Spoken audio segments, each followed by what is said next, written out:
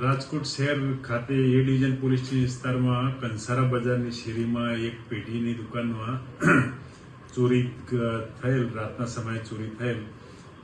જે ચોરી આરએમસીના એક જે સફાઈ કર્મચારી જે ગાડી ચલાવે તેમને ચોરી કરતા જોઈ જે બાબતે તે દુકાનના માલિકને જાણ કરેલ. સચિનભાઈ શેઠ તેમનું નામ છે અને તેઓ બહારગામ હોય તેઓ તરત અહીંયા રાજકોટ ખાતે આવી અને આ બાબતે ફરિયાદ કરેલ. જે ફરિયાદના આધારે એ ડિવિઝન પોલીસના પોલીસ ઇન્સ્પેક્ટર શ્રી તેમજ સર્વેલન્સ સ્ક્વોડના માણસોએ આ ચોરી તાત્કાલિક શોધી કાઢેલ છે અને આ બાબતે 7 આરોપીઓ અટક કરવામાં, જેમાં 3 આરોપીઓ માઇનોર છે.